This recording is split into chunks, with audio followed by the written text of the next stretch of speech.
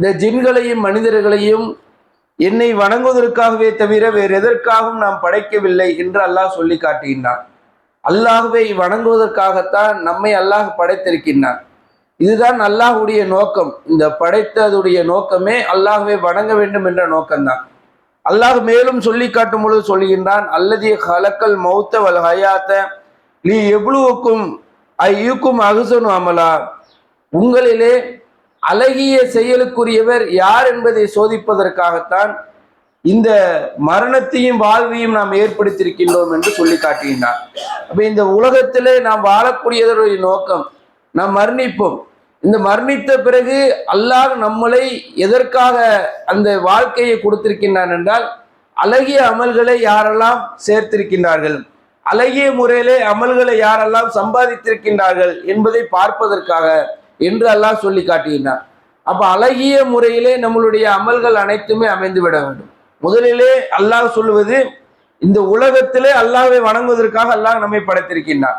அப்ப இந்த அமல்கள், நான் அல்லாஹ்வை வணங்குறோம், இந்த வணங்கக்கூடிய அமல்கள் எல்லாம் அல்லாஹ்விடம் அழகிய முறையிலே சென்றடைய வேண்டும் என்றால் நாம் செய்யக்கூடிய இதன் நோக்கம் தெளிவாக அறிந்து அல்லாஹ்வை வணங்கக்கூடியவர்களாக இருக்க வேண்டும். நிறைய அமல்களை நாம் செய்கின்றோம் வாழ்க்கையிலே. இந்த நோன்பு, ஜகாத்து, இது போன்ற அதே போன்று தொழுக, இது போன்ற அமல்களை எல்லாம் நாம் செய்து கொண்டிருக்கின்றோமே, இது அனைத்துமே அழகிய முறையிலே அல்லாஹ்விடம் எடுத்து செல்லப்படுகின்றதா, அல்லாஹ் இதை நம்மிடம் ஏற்றுக்கொள்கின்றானா என்று பார்த்தால் மிக முக்கியமாக இதில் நாம் கவனிக்க வேண்டியது என்னென்றால், நம்மளுடைய உள்ளத்தை அழகான முறையில் அமைத்துக் கொள்வது.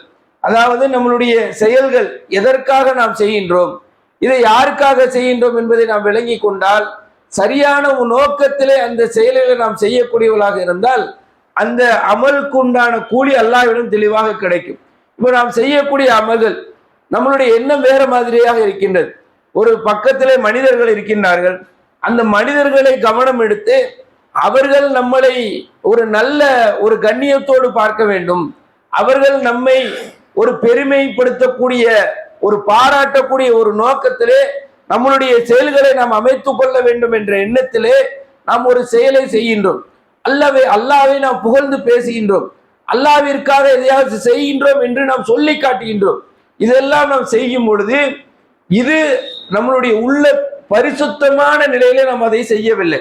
அந்த உள்ளம் தெளிவான முறையிலே நாம் சொல்லுவது ஒன்று, நாம் மக்கள் மத்தியிலே சொல்லுவது என்று நம்மளுடைய உள்ளத்திலே நினைப்பது வேறு.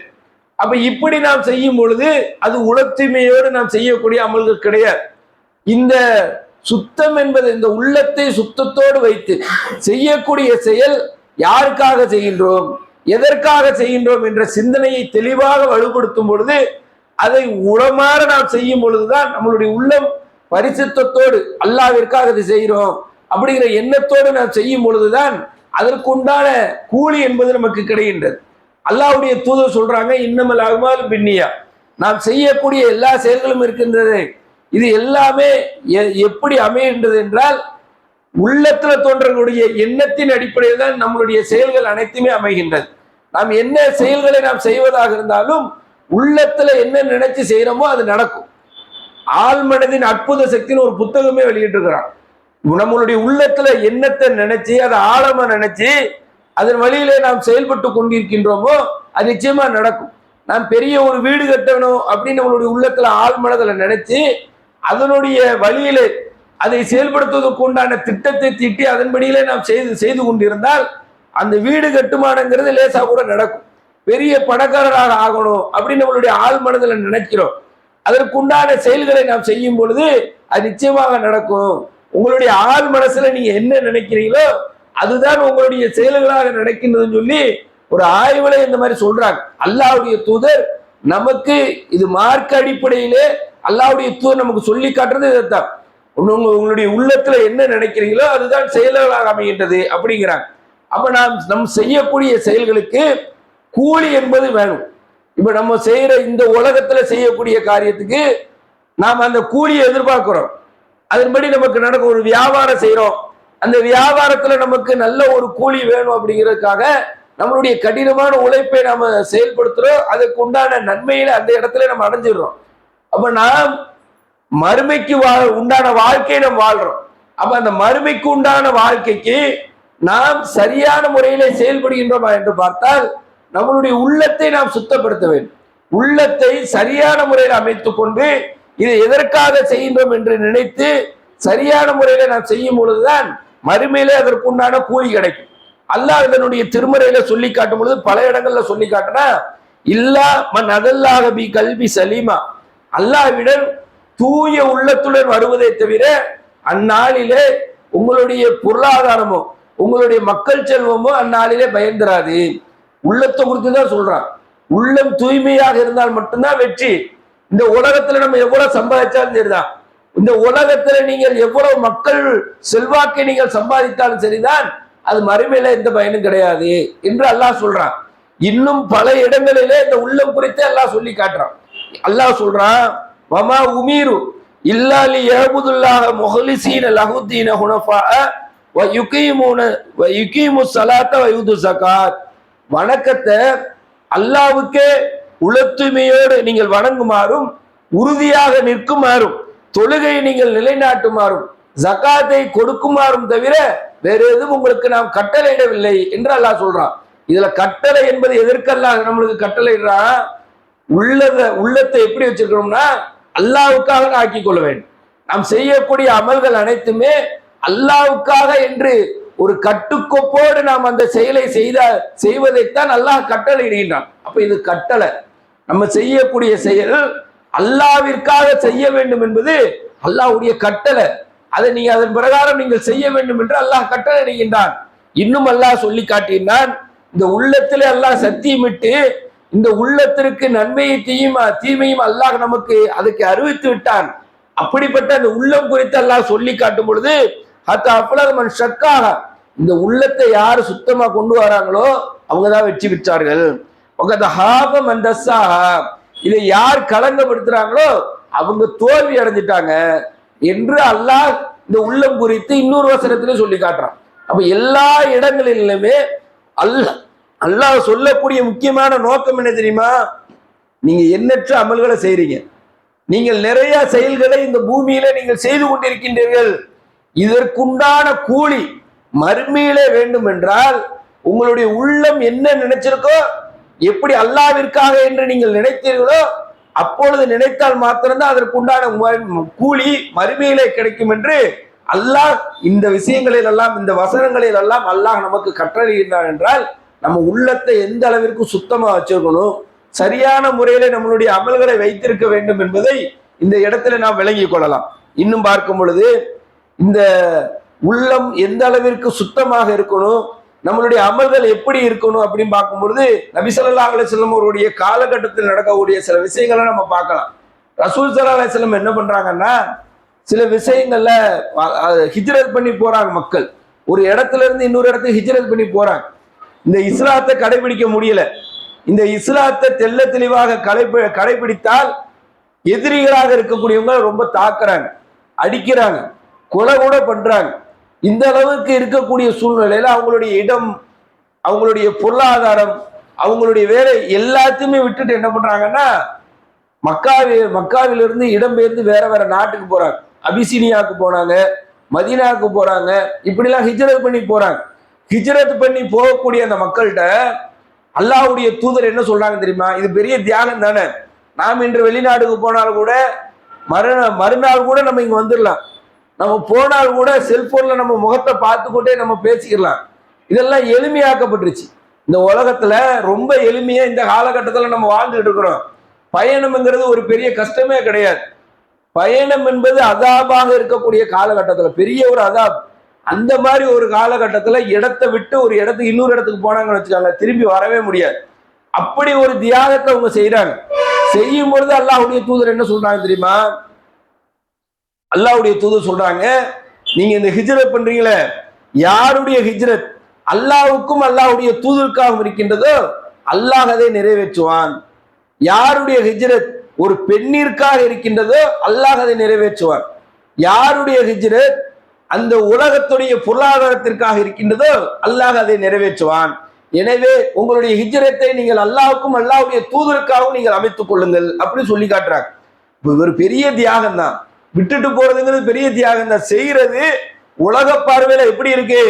இதை செய்யறது அவங்க அல்லாவுக்காக தான் செய்யறாங்க, அல்லாவுக்காக தான் இந்த இடத்துல இருந்து இன்னொரு இடத்துக்கு போறாங்க. எல்லாம் உலக பார்வையில, நம்மளுடைய பார்வையில அது தெரியுது. ஆனால் அல்லாஹ்வுடைய தூதர் அந்த இடத்துல பண்ணக்கூடிய அட்வைஸ் எப்படி பண்றாங்கன்னா, நீங்க நினைக்கலாம் சில நேரங்கள்ல இங்க இருந்து நம்ம வெளியே போனோம்னா, வேற ஊருக்கு போனோம்னா நல்ல பெண்மணியை நாம் மனமுடித்துக் கொள்ளலாம், இப்படி நீங்க நினைக்கலாம். இந்த ஊர்ல ரொம்ப கஷ்டப்பட்டுடும், வேற ஊருக்கு போனா நல்லா சம்பாதிச்சிடலாம், அப்படி நீங்க நினைக்கலாம். இந்த மாதிரி எண்ணங்களை விட்டு விட்டு, இந்த மாதிரி நீங்க நினைக்கிறத விட்டுருங்க. போறது அல்லாஹ்வுக்கும் அல்லாஹ்வுடைய தூதருக்கும் நினைங்க. அல்லாஹ்வுக்காக நீங்க செய்யற ஹிஜ்ரத் என்பது அல்லாஹ்வுக்காக. இங்க இருக்கிற சோதனையை விட அதிகமான சோதனை போகக்கூடிய இடத்துக்கு இருக்கலாம். அல்லாஹ்வுக்காக இடம்பெயர்ந்து போறோம், அங்கிருந்து நம்ம வரக்கூடாது. அல்லாஹ்விற்காக நாம் அங்கே தங்கி விட்டு அங்கே அல்லாஹ்வை வணங்கக்கூடியவர்களாகும், அல்லாஹ்வுடைய மார்க்கத்தை சொல்லக்கூடியவர்களாக நம்ம மாறிடணும். இப்படி முடிவு எடுக்கணும். எவ்வளவு பெரிய சோதனைகள் வந்தாலும் இது அல்லாஹ்வுக்காக செய்யறோம் அப்படிங்கிற சிந்தனை வந்துட்டாலே அல்லாஹ் என்ன பண்றான், அதற்கு உண்டான கூலியை வழங்கி விடுவான். வேற மாற்று சிந்தனைக்கு நீங்க போயிடாதீங்க அப்படின்னு அல்லாஹ்வுடைய தூதர் அந்த இடத்துல அறிவுரை சொல்றாங்க. அப்ப இது எந்த அளவிற்கு, இந்த அறிவுரை என்பது எந்த அளவிற்கு நாம் கடைபிடிக்க வேண்டிய அவசியம் இருக்கு தெரியுமா? இன்னும் அல்லாஹ்வுடைய தூதர் சொல்றாங்க, மறுமையுடைய நாள்ல ஒரு 3 நபர்கள் வருவாங்களாம். 3 நபர்கள்ங்கிறது 3 சாரர். அந்த 3 நபர்கள் எப்படி வருவார்கள் என்றால், அவர்கள் இஸ்லாத்துடைய அடிப்படையில் தான் வாழ்ந்திருப்பாங்க, இஸ்லாமியர்களாகத்தான் வாழ்ந்து நல்லமல்களை செஞ்சிருப்பாங்க, நிறைய நல்லமல்களை செஞ்சிருப்பாங்க. இப்ப நம்ம சொல்லுவோம், காபிர்களாக இருந்தால் அவர்கள் கண்டிப்பாக நரகத்துக்கு போயிடுவாங்க அப்படின்னு சொல்லிடுவோம். இந்த இஸ்லாத்துல இருந்துகிட்டு ஒருத்த தீமையை செய்யறான், கெட்ட கெட்ட செயல்களை எல்லாம் செஞ்சுக்கிட்டு இருக்கிறான், நம்ம சொல்லிடுவோம் இவன் இஸ்லாத்துடைய பெயரை சொல்லி கொண்டிருந்தாலும் இவனும் நரகத்துக்கு போகக்கூடியவன் தான், ஏன்னா தீமைகளை அதிகம் செய்யறான் அப்படி நம்ம சொல்லிடலாம். ஆனால் இப்ப வரக்கூடிய அந்த சொர்க்கத்திற்கு அந்த விசாரணை நாள்ல வரக்கூடிய அந்த 3 நபர்கள் எப்படி இருப்பாங்கன்னா, இஸ்லாத்துல வாழ்ந்து கொண்டிருப்பார்கள், அவர்கள் இஸ்லாத்துல நிறைய நன்மைகளை செய்து கொண்டிருப்பார்கள், இஸ்லாமியர்களாக வாழ்ந்து பெரிய பெரிய நன்மைகள்லாம் செஞ்சிருப்பாங்க. ஒரு மனிதர் வருவாராம், பெரிய செல்வந்தராக இருப்பாராம், அவரிடம் அல்லாஹ் கேட்பான், உனக்கு இந்த செல்வத்தை கொடுத்தேனே நீ என்ன செஞ்ச? யா அல்லாஹ், உன்னுடைய பாதையிலே ஏழை எளியவர்களுக்கெல்லாம் இந்த செல்வத்தை நான் கொடுத்தேன், வாரி வாரி வழங்கினேன், யாரெல்லாம் கேட்டு வந்தார்களோ எல்லாமே நான் கொடுத்தேன், எல்லாம் உனக்காகத்தான் யா அல்லாஹ் என்று அவர்கள் சொல்லுவார். அந்த மனிதர் சொல்லுவார். அப்பொழுது அல்லாஹ் சொல்லுவான், ஆமா இந்த செல்வத்தை ஏழை எளியவங்களுக்கெல்லாம் நீ நிறைய கொடுத்த, நீ எல்லா மனிதர்களுக்கும் யாரெல்லாம் யாசகம் கேட்டு வந்தார்களோ அவர்களுக்கெல்லாம் நீ கொடுத்த, எல்லாம் உண்மைதான்.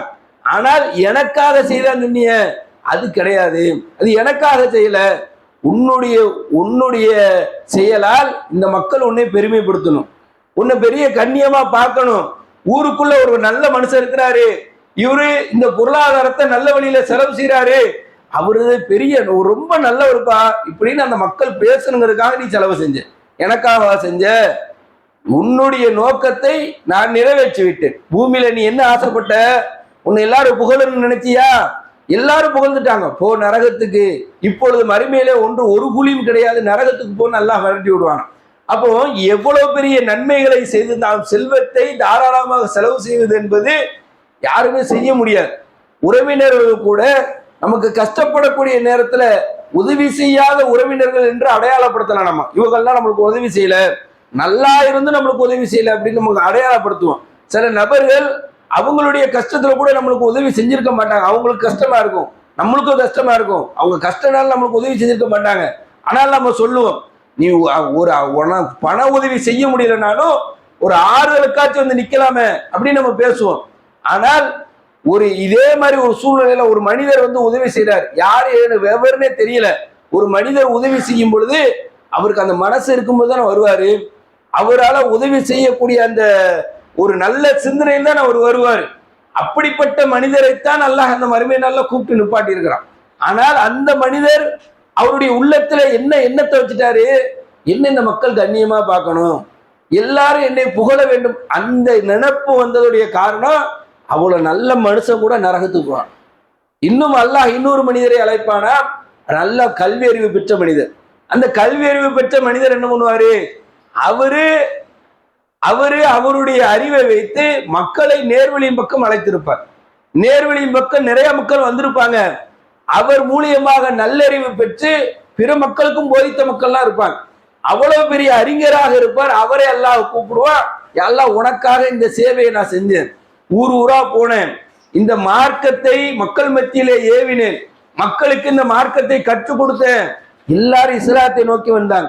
இந்த நல்லறிவை அவர்களும் பெற்றுக்கொண்டார்கள், சிறந்த அறிவை அவர்கள் பெற்றுக்கொண்டார்கள் என்று அல்லாஹ்விடம் அவர் சொல்லுவார். அல்லாஹ் இது எல்லாம் உனக்காகத்தான் என்று சொல்லுவார். அல்லாஹ் சொல்லுவான், நீ செய்ததெல்லாம் உண்மைதான், நீ இந்த மக்களுக்கு நல்ல விஷயங்களை நீ போதித்தாய், நேரு வழி பக்கம் அழைத்தாய், மக்கள்லாம் வந்தாங்க, எல்லாமே உண்மைதான். ஆனா நீ செஞ்சது யாருக்காக செஞ்ச? எனக்காக செய்யல. நீ செய்தது உனக்காக, உன்னை இந்த மக்கள் புகழ வேண்டும் என்பதற்காக செஞ்ச, அது நடந்துருச்சு. அதை இந்த பூமியில நாம் நிறைவேற்றி விட்டோம். ஆனால் மறுமையில எந்த கூலியும் கிடையாது. மறுமையில உனக்கு பரிசு நரகம் என்று அனுப்பிவிடுவான். நல்லறிவு பெற்று மார்க்கத்தை அறிந்து கொண்டு மக்கள் மத்தியிலே இதை போதிப்பது என்பது எவ்வளவு பெரிய விஷயம். நிறைய நபர்களுக்கு குறிப்புகளை எடுக்க தெரியாது, நிறைய நபர்களுக்கு அந்த கல்வியை கேட்பதற்கு கூட நேரம் இருக்காது, மக்கள் மத்தியில் இதை போதிக்க வேண்டும் என்ற எண்ணங்கள்லாம் நிறைய மக்களுக்கு இருக்காது. இப்படி நிறைய பாதிப்புகள், அதாவது ஒரு பலவீனங்கள் நிறைய மக்களுக்கு இருக்கும். ஆனால் அல்லாஹ் அவருக்கு ஒரு பலத்தை கொடுத்து, நல்ல அறிவை கொடுத்து, மக்கள் மத்தியிலே போதனை செய்யக்கூடிய ஒரு வாய்ப்பையும் அல்லாஹ் வழங்கி, அவரை நல்ல விதத்திலே இந்த பூமியிலே அவரை அல்லாஹ் செயல்பட வைத்திருக்கின்றான். அவரும் நல்ல சிந்தனை, அவரும் நல்ல இந்த மக்களுக்கு போதிக்க வேண்டும் என்ற எண்ணத்தில் தான் அவர் போதிக்கவும் செஞ்சிருக்கிறாரு. ஆனால் அதுல என்ன கலந்துருச்சு? விஷம் கலந்துருச்சு. அந்த நல்ல ஒரு சிந்தனையில சைத்தான் என்ன பண்ணிட்டான்னா விஷத்தை கலக்குறான். நீ பேசுற பாரு பேச்சு, இந்த மக்கள்லாம் நல்லா ரசிக்கிறாங்க. உன்னை மாதிரி ஒரு அழகான பேச்சாளர் எதுவுமே கிடையாது. நீ என்ன நீ ஒரு தலைப்பு நீ அந்த நேரத்துல கொடுக்குறியா, உடனே அவர் பேசுவார். இந்த நேரத்துல இந்த சமுதாயத்துக்கு என்ன தேவையோ இதை உடனே பேசுவார். இப்படி மனிதன் என்னன்னா என்ன கேட்டாலும் பேசுவார்ப்பா, அப்படிப்பட்ட ஒரு அறிவாளிப்பா. இப்படிலாம் இந்த மக்கள் புகழுக்குவாங்க பாருங்க. அந்த புகழை கேட்ட ஒண்ணுமே இவருக்கு என்னன்னா மண்டை கலன்றும். சைத்தான் அந்த சிந்தனையை போட்டுருவான். நீ பேசுற பேச்சு எப்படி இருக்கு தெரியுமா? இந்த மக்கள் எல்லாம் நேர்வழிப்படுத்துது, இந்த மக்கள் எல்லாம் உன்னை ரொம்ப புகழக்கூடிய அளவுக்கு நீ இந்த பெரிய ஒரு பாப்புலாரிட்டிக்கு வந்துட்ட, இந்த பெரிய உனக்கு ஒரு இமேஜ் இருக்குது, நீ இதை பயன்படுத்தி இந்த மக்கள் மத்தியில செல்வாக்கா இருந்தோம்னு செய்த ஒரு விஷத்தை கலந்துருவான் அந்த சிந்தனையில. அந்த மனிதன் அது மாதிரியே செயல்பட ஆரம்பிச்சிடும். ஒரு கட்டத்துல நீ பேசவே கூடாதுப்பா, நீ அமைதியாக இருப்பா அப்படின்னு ஒரு கட்டளை இட்டாலும் கூட, ஒரு நம் மீது ஒரு கட்டுப்பாடை திணிக்கக்கூடிய நேரத்திலும் கூட அதை உடைத்து கொண்டு என்ன பண்ணுவாங்க, நம்மளுக்கு தேவை, நம்ம ஒரு பாப்புலாரிட்டி, நம்ம பேசியே ஆகணும், இப்படிலாம் பேசக்கூடிய மக்கள்லாம் சில பேர் உருவாகுவாங்க. அப்ப இது மாதிரி நிறைய யூடியூப் சேனல் எல்லாம் பாத்தீங்கன்னா நிறைய பேர் அவங்க என்ன பண்றாங்க, அவங்களுக்கு என்னெல்லாம் தோணுதோ என்னெல்லாம் எல்லாத்தையும் பேசுவாங்க. அப்ப எல்லாம் ஒரு பாப்புலாரிட்டிக்காக எல்லாருமே நம்மளோட ஒரு இமேஜை கிரியேட் பண்ணணும், நம்ம எல்லாத்துக்கும் தெரிந்த மனிதராக இருக்க வேண்டும் என்ற சிந்தனையோடு சைத்தான் என்ன பண்ணுவான், நல்ல அறிஞர்களுக்கும் இது போன்ற சிந்தனைகளை போடுவான். சிந்தனைகளை போட்டு நீ பேசக்கூடிய பேச்சாலதான் இந்த தமிழ்நாடு இல்ல இந்த இந்தியா ஃபுல்லுமே மக்களுக்கு இந்த விளக்கம் போது நீ பேசிக்கிட்டே இருக்கணும் அப்படிங்கிற மாதிரி சைத்தான் இந்த பாப்புலாரிட்டி சிந்தனையை போடுவான். அவர் மறுமையில நிற்பாரு. அவருக்கு கிடைக்கக்கூடிய பரிசு என்ன? இந்த உலகத்துல எல்லாமே கிடைச்சிடும். இந்த உலகத்துல உனக்கு அல்லாஹ் கொடுக்கக்கூடிய விஷயங்கள்லாம் கொடுத்துருவான். ஆனா அந்த சிந்தனையில நல்ல ஒரு செயல்பாட்டுல அந்த சிந்தனைக்குள்ள சைத்தான் விஷத்தை பார்த்து நானே அது எனக்காக, நான் என்ன பெருமையா மக்கள் பேச வேண்டும் என்பதற்காக நம்ம நினைச்சோமே, அதுக்கு பரிசு மறுமையில என்ன நரகத்துல தூக்கி போடுவான். இன்னும் பாத்தீங்கன்னா ஒரு மனிதர் உயிரையே கொடுத்திருப்பார். சகிதாக்கக்கூடிய அந்தஸ்துங்கிறது நம்ம எல்லாத்துக்குமே தெரியும். ஒரு போர்க்களத்துல ஒரு மனிதர் கொல்லப்படுகின்றார் என்றால், இஸ்லாத்துக்காக போராடுற மனிதன், இந்த நேர் வழிக்காக போராடக்கூடிய ஒரு மனிதன் கொல்லப்படுறாருன்னா, ஒரு சொட்டு ரத்தம் கீழே விழுந்துச்சுன்னா அவருடைய பாவங்கள் அனைத்துமே மன்னிக்கப்பட்டுரும். கபருடைய வாழ்க்கையே கிடையாது, அவர் நேரா சொர்க்கத்துக்கு கூட போயிடுவார். அல்லாஹ்வுடைய அரிசுக்கு கீழே பறவையாக சுற்றி தெரிவார். இதெல்லாம் நம்ம கேட்டிருக்கிறோம். அப்ப இவ்வளவு நன்மைகளை அடையக்கூடியவர். ஒரு நல்ல மனிதர் மௌத்தானா கபருடைய வாழ்க்கை இருக்குது. அவருக்கு அந்த கேள்விக்கணை நடக்கிற வரைக்கும் அந்த கபருக்குழிங்கிறது நெருக்கும். அவருடைய தோள்கள் ஒவ்வொன்று அப்படி நசுக்கப்படும். அந்த வேதனையை அவர் அனுபவிப்பார். அந்த கட்ட வரைக்கும் அந்த கேள்வி கணைகள் தொடுக்கும் பொழுது அவர் அழகான பதில சொல்லும் பொழுது அந்த குழி விசாலமாக்கப்படும், அதுல சொர்க்கத்துடைய காற்று வீசப்படும், புது மாப்பிள்ள போட அவர் தூங்குவார் நல்ல மனிதருக்கு. அதே இது சகிதானவர்னா அந்த இதே கிடையாது. டைரக்டா அவருக்கு சொர்க்கத்துக்குரிய வாழ்க்கை அவருக்கு கிடைச்சிருதுன்னா எவ்வளவு பெரிய நன்மை. இந்த நன்மையை செஞ்சுட்டு ஒரு மனுஷன் வந்து நிற்பார். உயிர் இங்க கொடுக்கறதுங்கிறது லேசே கிடையாது. எல்லாத்துக்கும் மேல உசுறு தானே. இந்த உயிருக்காக தான் நம்ம போராடுறோம். இந்த உயிரை காப்பாற்றி கொள்ள வேண்டும் என்பதற்காக தான் மற்ற எல்லாத்தையும் இழக்கணும். சொத்து பத்து எது வேணாம், பொண்டாட்டி மக்கள் எதுவுமே வேணாம், நான் உயிரோடு இருந்தா போதும். நல்லா சேர்த்து வைப்பான், கஞ்சத்தனம் பண்ணி பொருளாதாரத்தை நிறைய சேர்த்து வைப்பான். கடைசியில உடம்புல ஏதாச்சும் ஒரு ஃபெயிலியர் ஆயிடுச்சு, உனக்கு வந்து யூரினே போகல, எத்தனை லட்சம் ரூபாய் ஆனாலும் பிரச்சனை இல்லை, என் வீடனாலும் வித்துக்க.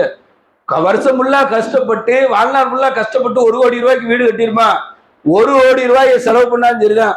நான் ஒரு நாளைக்கு ஒரு 3 வேளை 4 வேளையாச்சும் யூரின் போகணும். எனக்கு இந்த மருத்துவ இதை நீ எனக்காக நீ வந்து இந்த மெடிக்கலுக்காக இதை வித்து எனக்கு செலவு பண்ணிடணும். இப்படி சொல்லக்கூடிய மனிதர்கள் எவ்வளவு பேர் இருப்போம். எல்லாத்தையும் இழந்து கூட நிக்கலாம், உயிர் இழக்க கூடாது. அப்ப அப்படிப்பட்ட மனுஷன் ஒருத்தன் வந்து நிற்பான்.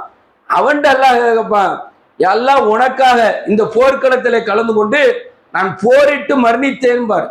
அப்ப அல்லாஹ் சொல்லுவான், நீ போர்க்களத்துல எதிரிகளை சந்திச்சு கொல்லப்பட்டதெல்லாம் உண்மைதான், ஆனா எனக்காக செஞ்சேன்னு சொல்ற பாரு. அது மட்டும் கிடையாது, நீ உள்ளத்துல என்ன நினைச்ச, என்ன நான் இந்த போர்க்களத்துல கலந்துகிட்ட நான் செத்தோம்னா எல்லாரும் சஹீதுங்கன்னு ஒரு பேரு கொடுப்பாங்க.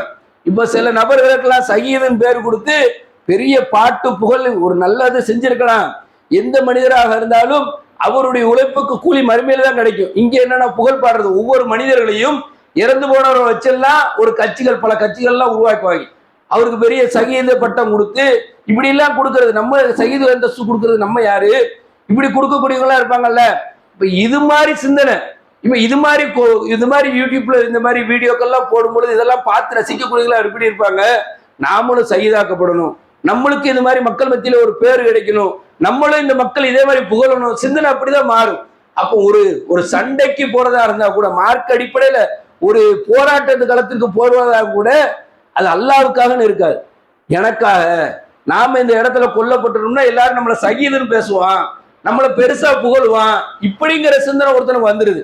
இப்படி சிந்தனை வந்து நம்ம இறந்து போயிட்டோம்னா, நம்ம இந்த ஊர்ல இறந்து போயிட்டோம், நம்மளுக்காக ஜனாசா தொழுகைக்கு எவ்வளவு பேர் வருவாங்க, கற்பனையில ஓடும்.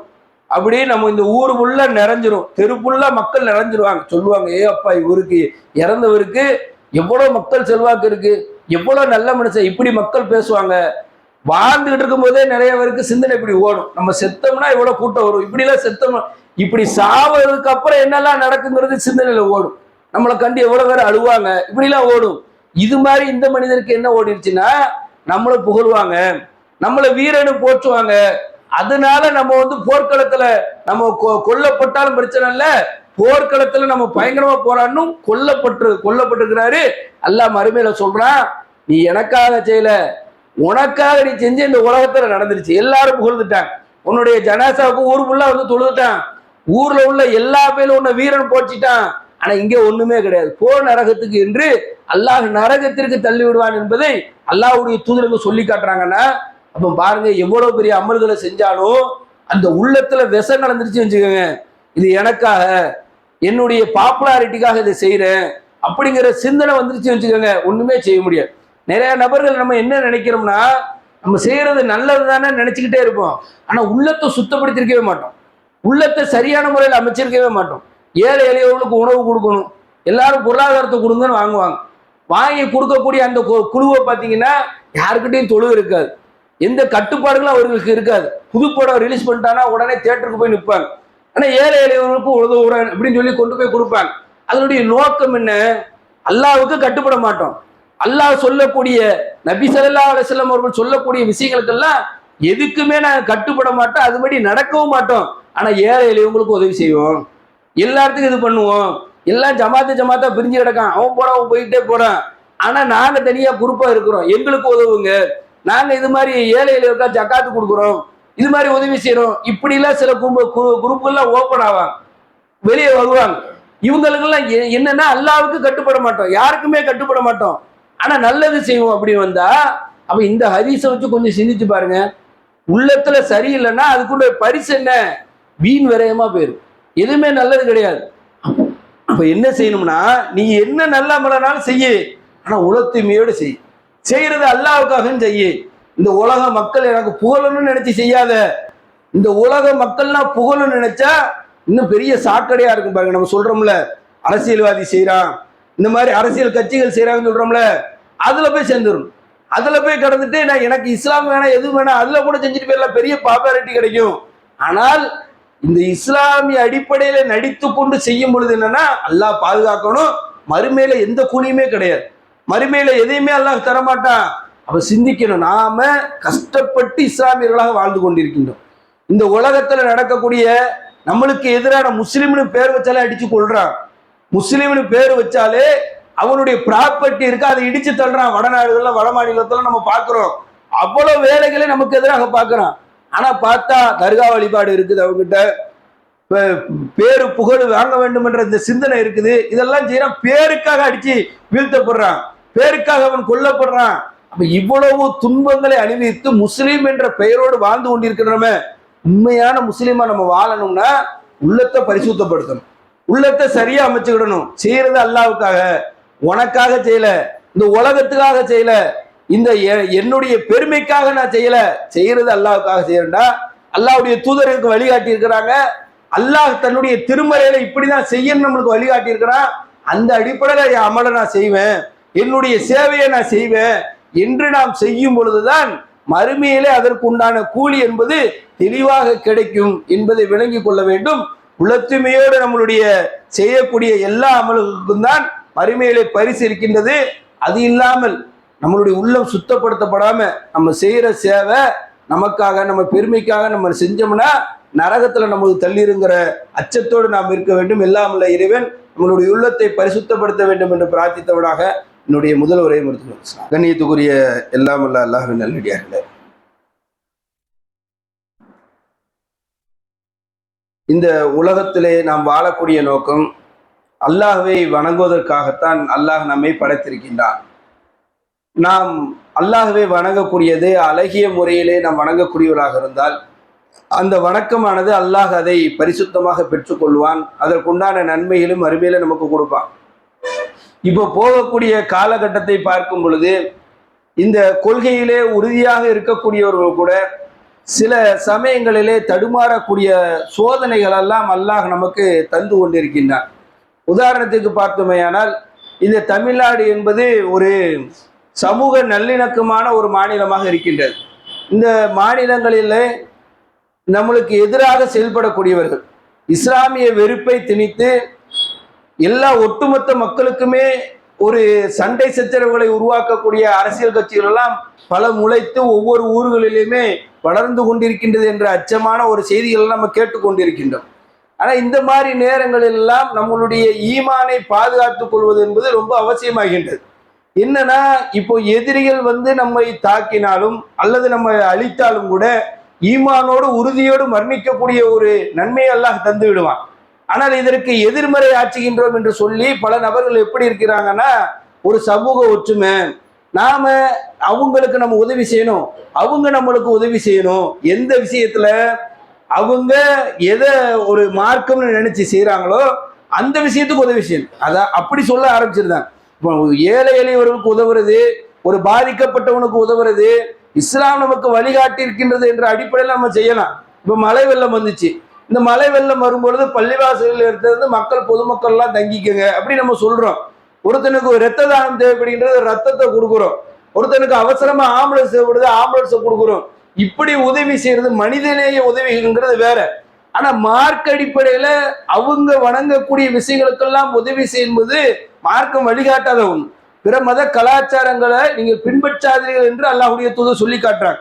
இன்னும் அல்லாஹ் தன்னுடைய திருமறையில சொல்லும் பொழுது லக்கும் தீனுக்கும் வலியதுன்னு ஒரு அல்லாஹ் ஒரு வசனத்துல சொல்ற பாருங்க.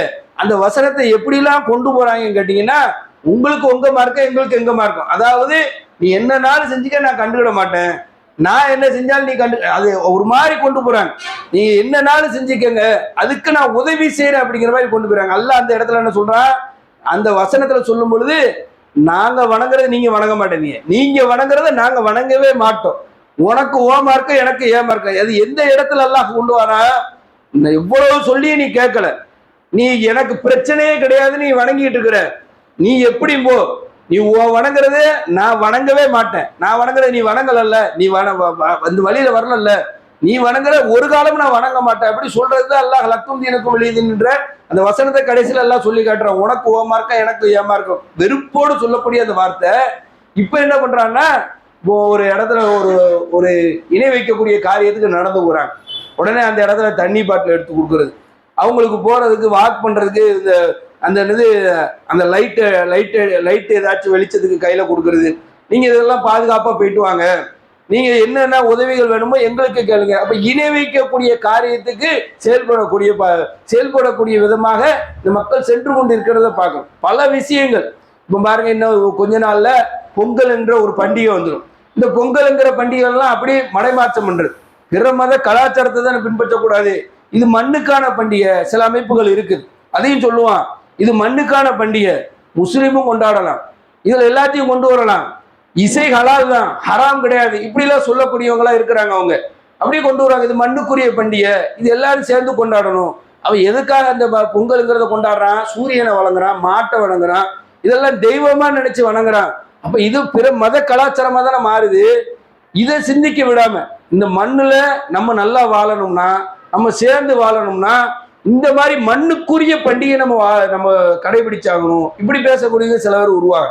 இன்னும் சில பேர் என்ன பண்றாங்க, நம்ம எல்லாம் தமிழர்களாக ஒன்றிணைவோம், நீ இஸ்லாமியனா இருந்தானே கிறிஸ்தவனா இருந்தானே தமிழர்களாக ஒன்றிணைவோம், நம்ம முப்பாட்ட முருகன், இப்படி எல்லாம் பேசக்கூடியதெல்லாம் நம்ம பார்க்கிறோம். அப்ப இணை வைக்கக்கூடிய காரியத்துக்கு வெவ்வேறு வழிகளில் இருந்து என்ன பண்றான் சைத்தான், என்ன பண்றான், சில வார்த்தைகளை அழகாக்கி காட்டி அலங்காரமா காட்டி நீ என் பக்கத்துல வான்னு காட்டுறான். அப்ப அப்படி மக்கள், நம்ம மக்கள், பல மக்கள் என்ன பண்றாங்க, நாம இந்த பூமியில நிலை பெற வேண்டும், இந்த அரசியல்ல நம்ம தப்பிக்கணும், நம்ம சரியா நம்ம இந்த இதுல இருந்து இந்த மாதிரி நம்மளை எதிரி தாக்குறானே அதுல இருந்து நம்மளுடைய சமுதாயத்தை பாதுகாத்து கொள்ள வேண்டும் என்ற சிந்தனையில இந்த மாதிரி இணை வைக்கக்கூடிய காரியத்துலாம் போய் நிற்கிறான். நம்ம எதுக்காக முஸ்லீமா இருக்கிறோம், அந்த நோக்கமே அந்த இடத்துல அடிபட்டு சைத்தான் வேற வழியில ஜெயிச்சிருந்தான். எதிரி வாரான், அடிச்சு நம்மளை கொள்றான், பிரச்சனை கிடையாது, ஈமானோட செத்துடலாம், ஈமானோடு மௌத்தாயிரலாம், மறுமைக்கு சகிதோடைய அந்தஸ்து கூட எல்லாம் கொடுத்துருவான். ஆனா இந்த மாதிரி போற போக்கு இருக்கு பாருங்க, இவன் நம்மளுக்கு நெருங்கின நண்பன், இவன் இந்த மாதிரி மீட்டிங் கூப்பிடுறான், இந்த இடத்துக்கு நம்ம போவோம், இந்த மாதிரி கலந்துகிட்டாதான் எதிரியை நம்ம வீழ்த்த முடியும் நினைச்சினா நீ வீழ்ந்துருவ. ஈமான் இல்லாம மௌத்தாகக்கூடிய ஒரு சூழ்நிலையிலே இந்த சைத்தான் தள்ளி விடுவான். இதுலையும் நம்ம எச்சரிக்கையாக இருக்க வேண்டி இருக்கின்றது. ஈமானோடு மரணிக்கக்கூடிய நன்மக்களாக நம்ம அனைவரையும் எல்லாம் ஆக்கி அருள் புரிய வேண்டும் என்று பிரார்த்தித்தவனாக என்னுடைய ஜிம்மா உரையை முடித்துக்கிறேன்.